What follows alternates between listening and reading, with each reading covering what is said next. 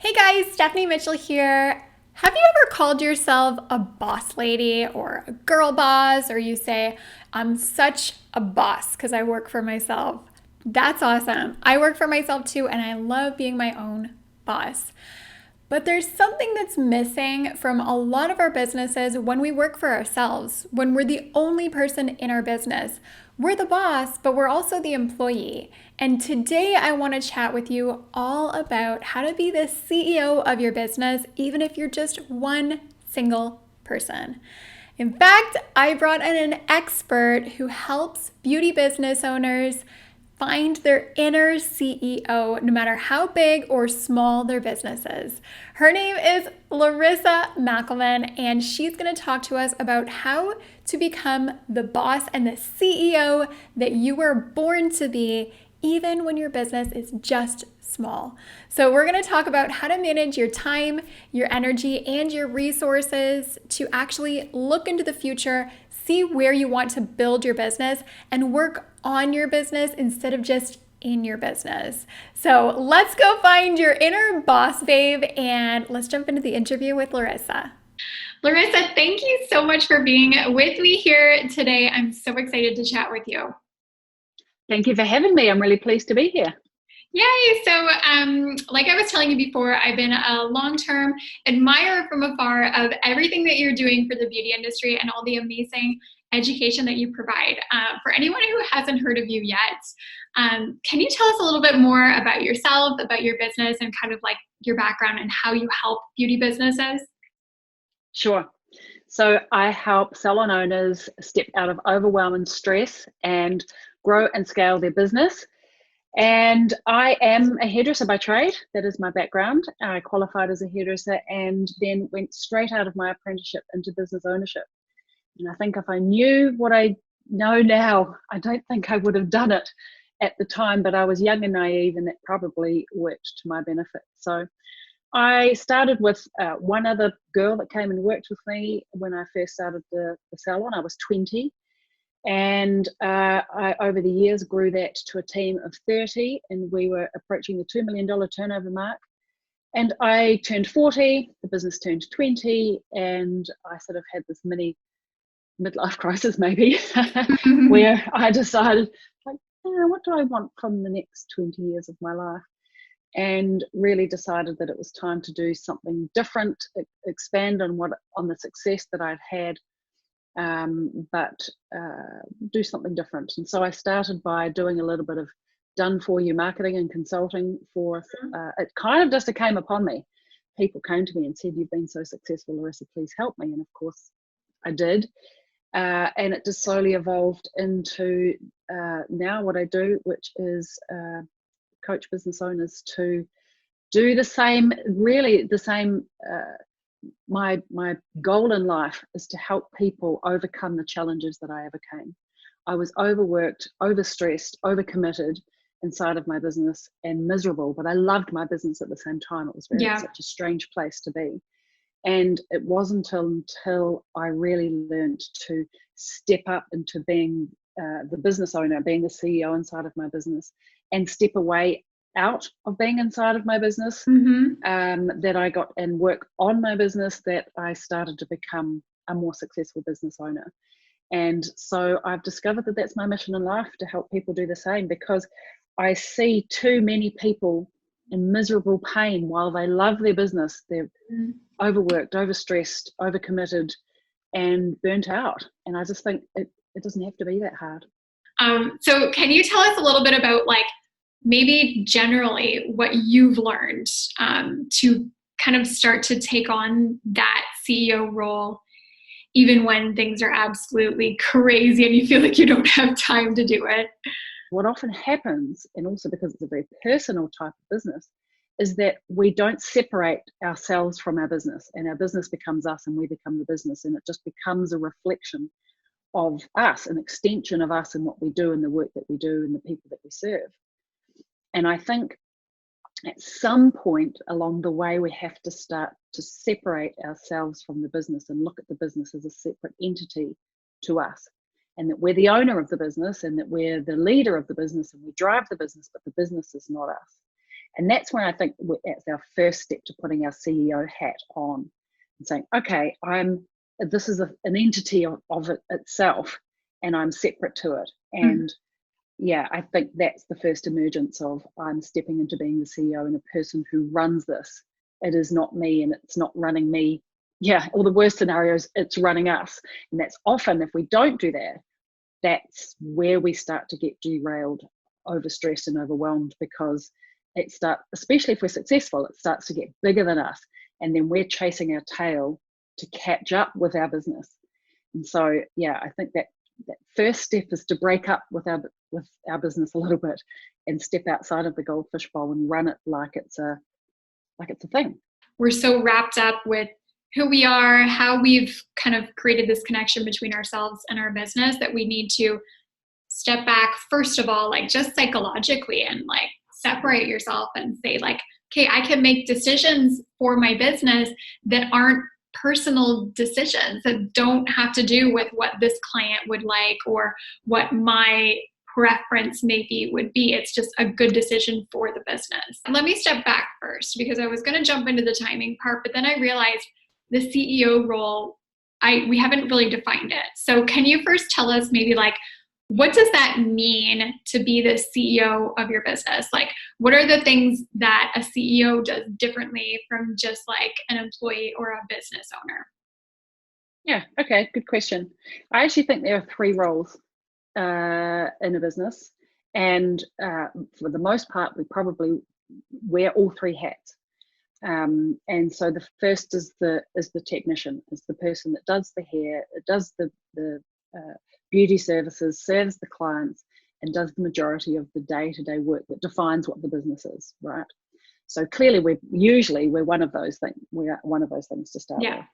And then there's the manager's role, and the manager's role is really a bit more of a tactile but operational role. So the manager needs to make sure that the place opens and shuts on the right time, that there's enough income that's coming in, make sure that the day-to-day tasks get done and that the people are happy if there are any people with you, and make sure that the clients are happy overall at the end. And even if there's only you still need to play that role. But of course, the hard thing is when it's just you, is that it's hard to define the separation between the three. It doesn't matter. That doesn't mean that you're not that person. And then the CEO really is a leadership role. And the CEO doesn't have a lot of tactical tasks. Like one of the things that I provide in my Salon Mastery program is a role description for the CEO and a checklist, like what should I be doing every year?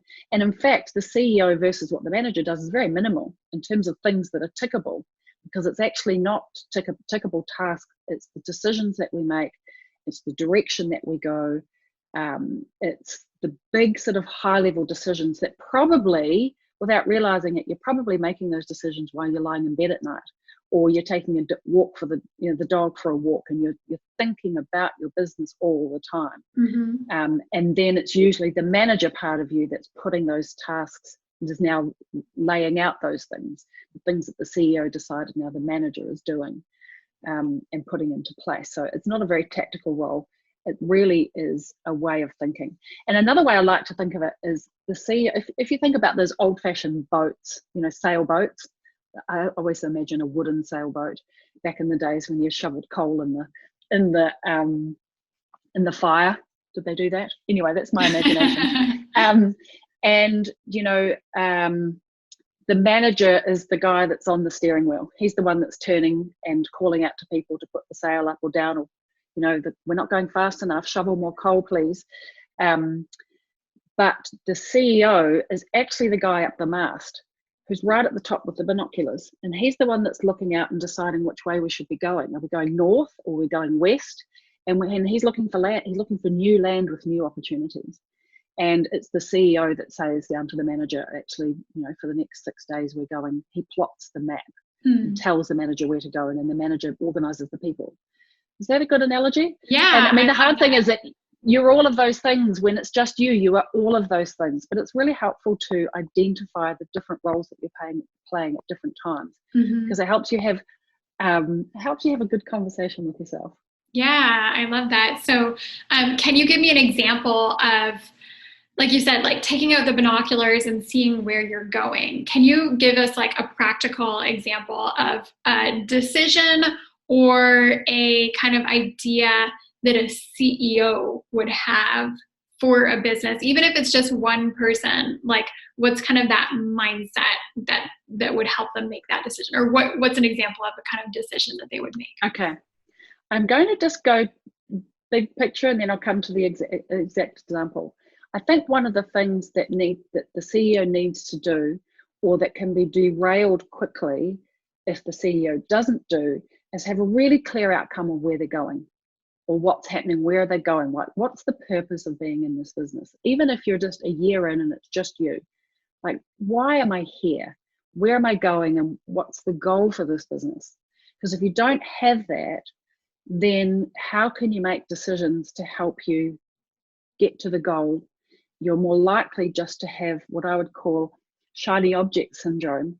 And anything that comes along your way, you think, oh, that looks like fun. We could do that. Yeah. And before you know it, you've gone down some strange pathway that you never imagined you would. Now, sometimes in the early days of business, it's how you should do it. Like, be the opportunist, take the opportunity. I know certainly when I was 20 and I opened my business, I had no idea I was going to be doing what I was going to be doing, and I was a real opportunist. And I took all the things that came my way. I was a yes person. So I think there's a time and a place for that. But at some point, if you really want to grow a business beyond, you being working 40 hours a week and slogging it out, you need to have some kind of destination and have clarity around where it is that you're going. Yeah. So then when the shiny object or the fun opportunity comes your way, and here's my example, you can decide if it aligns with you or not. And you can decide whether or not it is a good opportunity or it's just an opportunity. So, for example, this would be a typical thing that would happen. A rep walks in the door and says, "Hi, I'm Jane. I sell these amazing hair extensions. You should really get into doing extensions." And you think, wow, that sounds pretty cool. Some famous celebrity person has them. You need them too. Good sales pitch. And if you didn't sort of have a clear compass about who you were, what you were doing, and what your business was about and what you were wanting to achieve, you could drop everything and say, "That sounds great. Let's do that." Spend a lot of time and money investing in it. And before you know it, 2 years down the track, all you're doing all day is putting extensions in. I'm just making up the story, but I hope that is a good example. And really, you realize when you first came into business, that's actually not what you wanted to do. Yeah. It's actually not what you love. Actually, you hate doing extensions. It's really time consuming or whatever. So the CEO is the one that decides, who are we? Where are we going? What are we doing? And decides whether putting extensions into your business is a viable strategy to put into place. Now, the manager then steps in and organizes it, puts it into place, puts the training plan in place, promotes it to all the clients, and gets it all done. And then the technician or the stylist is the one that does the application. Yeah. And you might be all of those people, but the CEO has to hop out of their business, get out of the goldfish bowl, go for a walk, go up the mast, climb up the hill, have a planning day, have a thinking day, and really think, does this align? Where is this going to take us in the future? Is this what we want to do? So to me, it kind of sounds like a lot of people are missing those two roles when they work by themselves. They're just being the technician. They're just, getting clients and working with clients and getting them out. And they're missing both that visionary role and that also like practical, like, let's get it done. Let's build that vision role. Would you say that that's probably true? Yeah, and one way I like to put it is, the stylist or the therapist, their job is to think daily and weekly. Like daily, who's in my chair today? Weekly, what's my target for the week? How many clients am I going to serve? How many will I rebook? And you're just thinking daily and weekly. Mm-hmm. So if the rep comes in and offers you extensions and you're standing there with your client, you might go, "Yeah, my client would love to have extensions. That would be amazing. Let's do it." But you're not thinking beyond this week. Yeah. The manager's job is to think about things from a monthly basis. What's my monthly goal? I've got rent to pay. Maybe I've got an admin person to help or a support person to pay. What are all the things on a monthly basis that I need to do? And so they will be thinking, okay, this month, how much is left over after I pay all the rent? Can I afford to get some more extensions? Can I get some upsells? Yes, I can. Yes, this is a good thing. But the CEO's job is to think about things on a 6 monthly yearly or even 5-yearly basis. Where are we going in the long term, the bigger picture? What's the longer term impact of really where the brand is going, the whole direction of things? And so I think that kind of helps us. If you're trying to be all of those people and you just recognize that you're really just thinking about each day and each week at a time, then we need to start thinking bigger.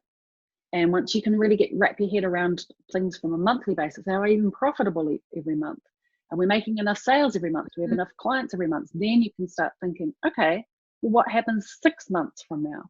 And then when you've got your head around 6 months, what happens in a year from now? Because in the first couple of years of business, it's very hard to see beyond really short term, because you don't even know what to expect. You haven't been around long enough. So I think you also have to be kind to yourself and say, let it grow naturally as it grows, and you've been in business longer. You'll have new perspective. Yeah, exactly. I love that. So I was going to ask you before, but I wanted to make sure that we got like the kind of the actual definitions out of the way of who's the technician, who's the manager, who's the CEO. Now that we know that, let's talk about the timing part, because I feel like so many people are just pigeonholing themselves into that technician who just works with clients part, simply because they feel like, I literally do not have time. I don't have enough hours in the day to think strategically, to be tactical about like how to grow my business, how to be profitable, where my vision is. Can you kind of talk to us about the timing part and where people struggle with timing, and maybe things that they can do to find that time to be that CEO and that manager? Yeah, okay.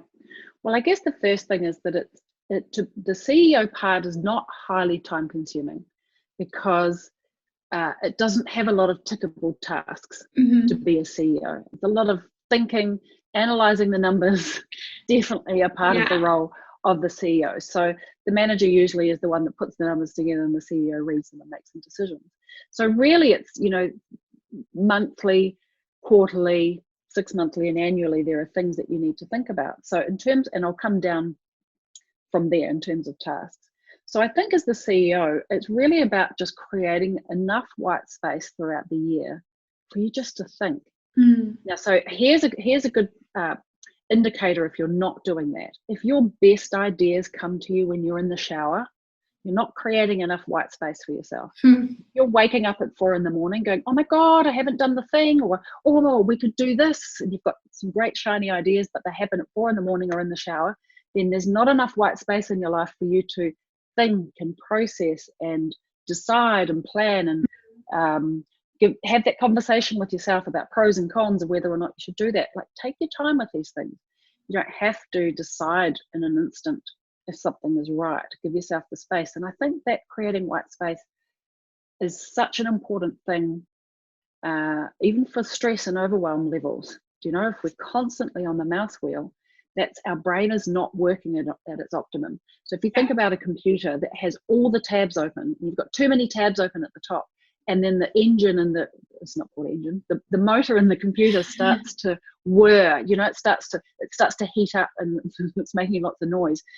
That often is our brain, our poor little brain. It's making lots of noise, and it's actually, when the mouse goes slow, everything goes slow. And when we're over packed with information, we're back to back with clients, and the list is getting longer, and we don't have the space to do those things, actually the CEO person doesn't get a look in, because it's too busy just processing information, and actually slows everything down.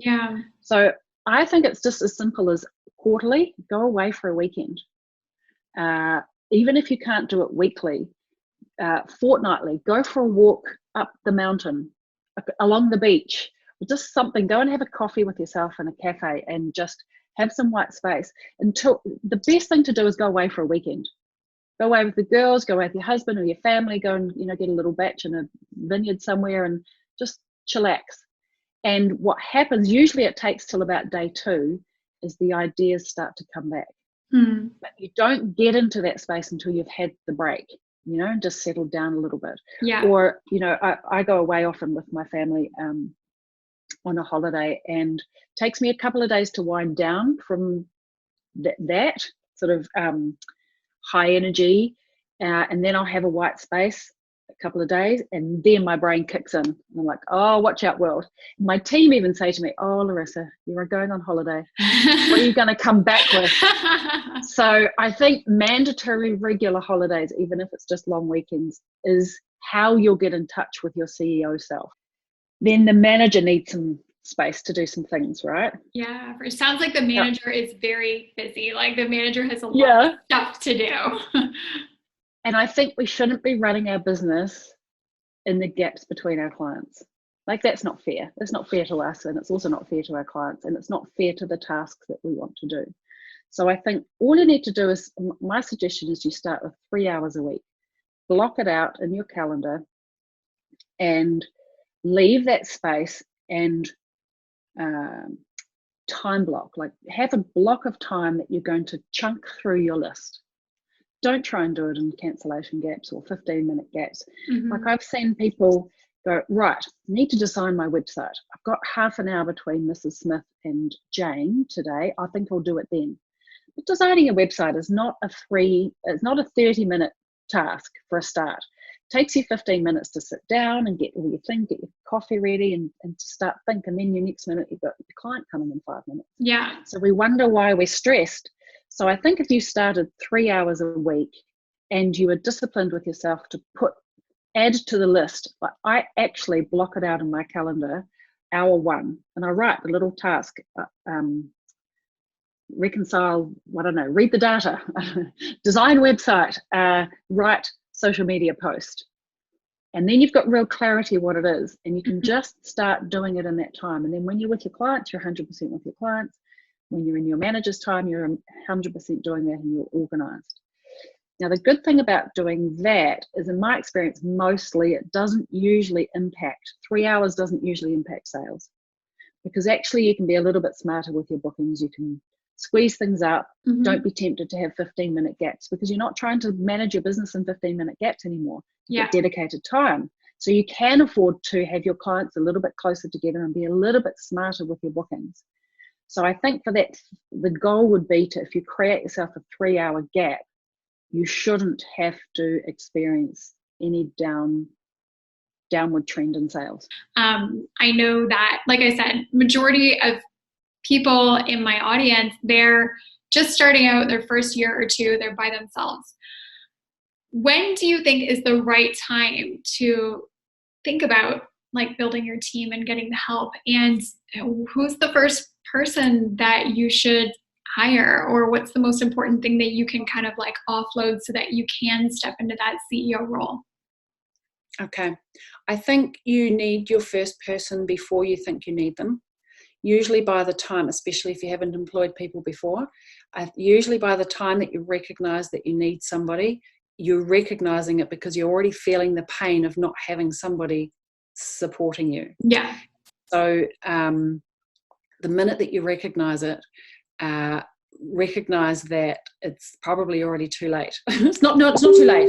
It's already, you've had the need already for a while. Like, the time is now. Don't wait. It's not another 3 months from now. It's like as soon as you can afford it. And sometimes you can't afford not to. It's a little bit, the same rule goes for thirst. If you're feeling thirsty and you need to drink a lot of water, you're already dehydrated.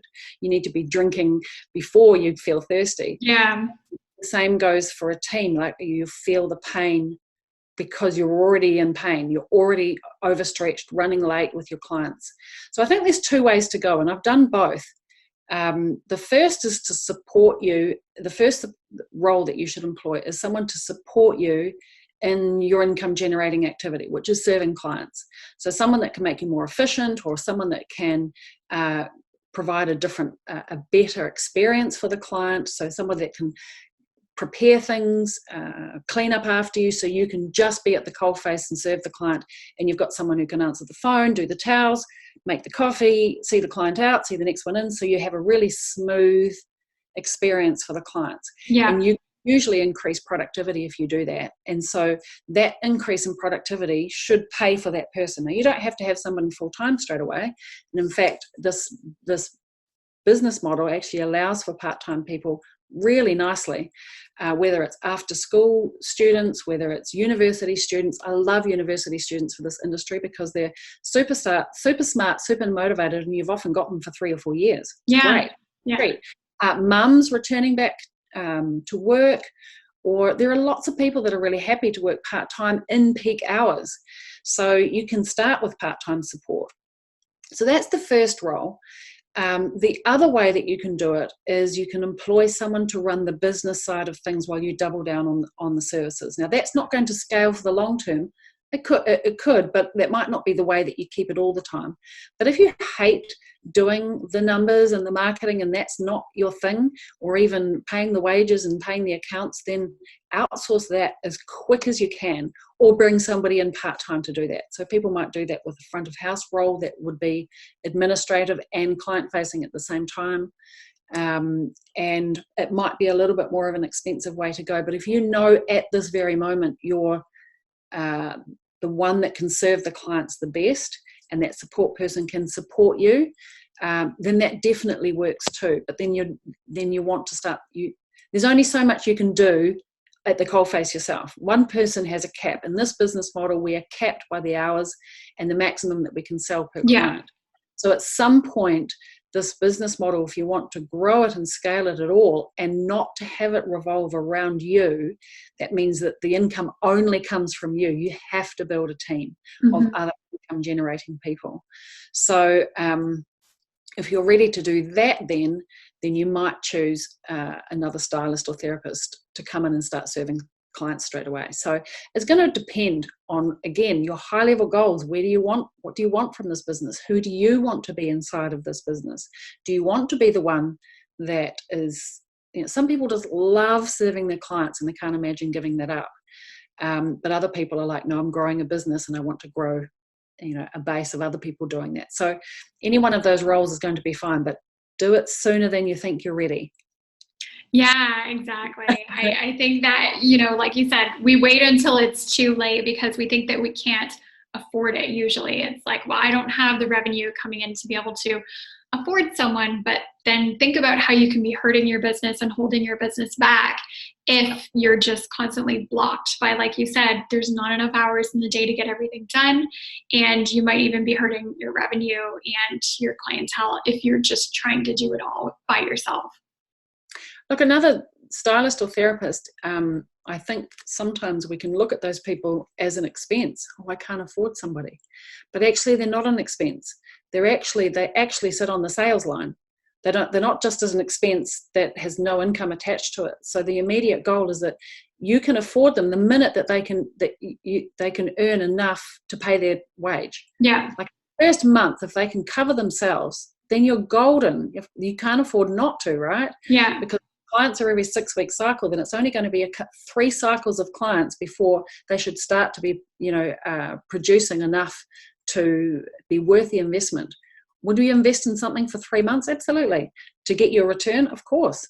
So we have to remember that they're an income stream, they're not an expense. Yeah, that's awesome. I love that. So Larissa, do you have any parting words to share with us about kind of stepping into that CEO role and kind of being the visionary of your business? Anything else that you wanted to share with us?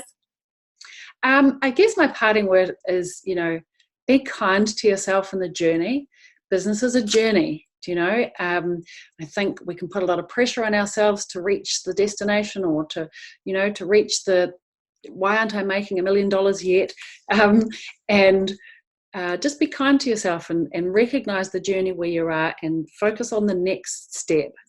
And when you do that, it eliminates as much stress and overwhelm as possible, which in turn means that we can gain more momentum. So, baby steps, step by step. Thank you so much for chatting with me today, Larissa. I loved it. You shared so many amazing tips, and I've definitely learned a lot for myself as well. And especially, I think I love the clarity idea and taking that white space time. That's something that I don't do and that I definitely need to put into my schedule. That's such a great tip. All right. Thank you so much, Larissa. And I'll chat with you very soon. And thanks everyone for watching. Thanks for having me.